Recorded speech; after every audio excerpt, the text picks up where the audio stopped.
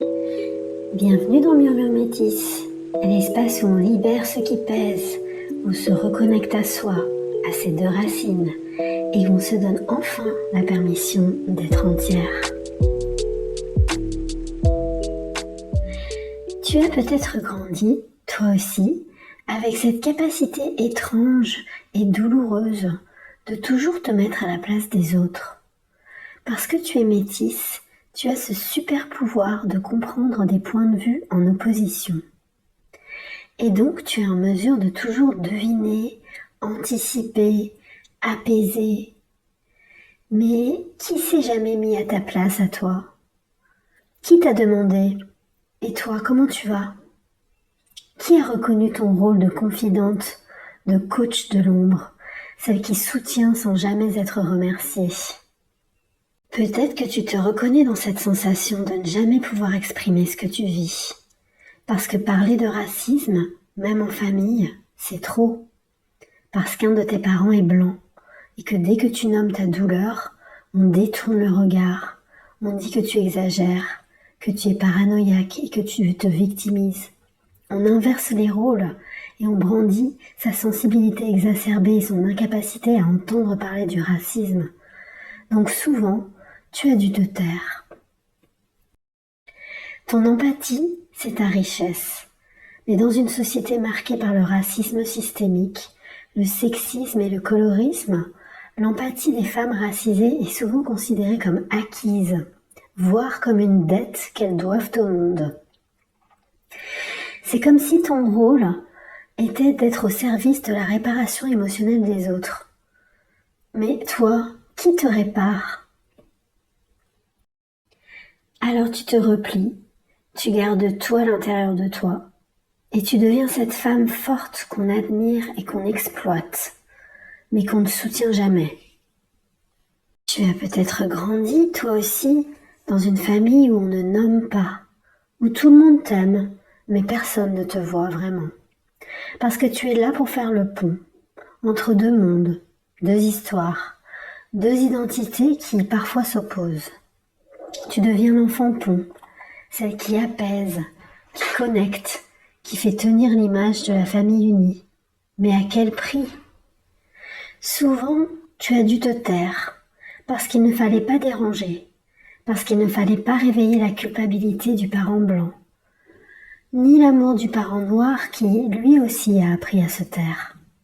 Et parfois, c'est même lui, ce père noir, qui a choisi de protéger la sensibilité de sa compagne blanche plutôt que la douleur raciale de sa propre fille.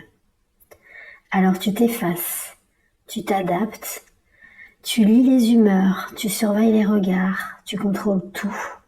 C'est ça l'hypervigilance, une alerte constante, une manière de survivre dans un monde qui ne reconnaît pas ton existence.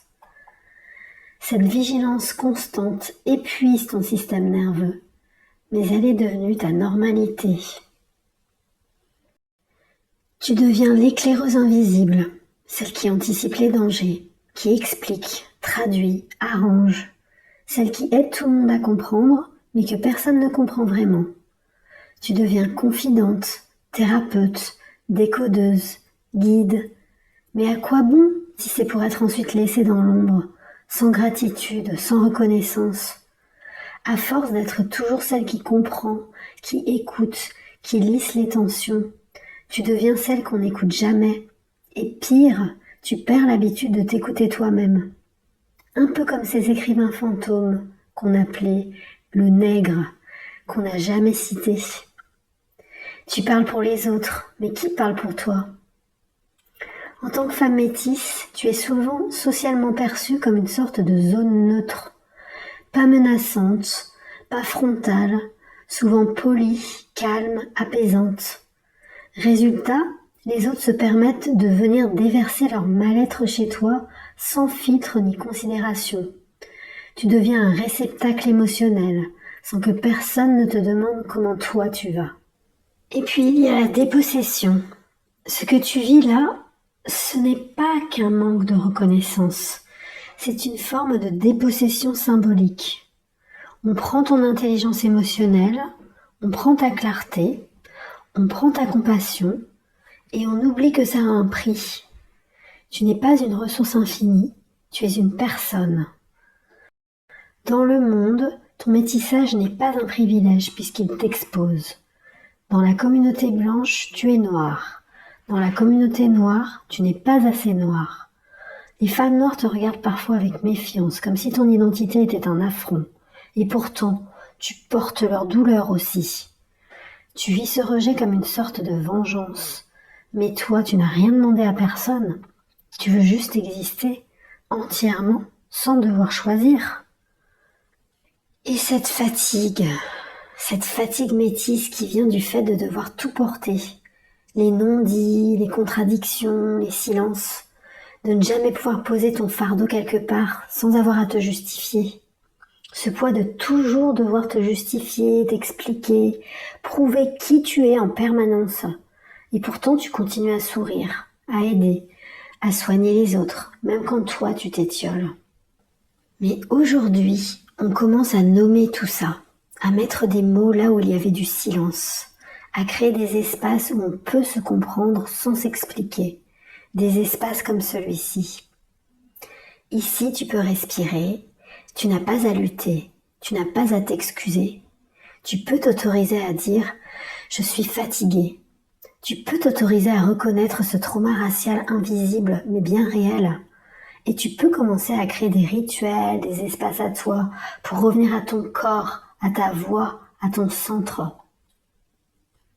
Si toi aussi tu ressens tout ce que je viens de décrire, je t'invite à regarder ma vidéo sur les 5 rituels pour apaiser l'anxiété, l'hypervigilance, l'anxiété raciale et cette fatigue que tu portes depuis trop longtemps. Parce que tu n'as pas à tout garder en toi. Et surtout, tu n'as pas à traverser ça seul. Et n'oublie pas, tu n'es pas une moitié de ceci ou une moitié de cela. Tu es entière, entièrement toi-même, sans compromis. Et tu n'as rien à prouver. Alors à très vite en Murmure Métis.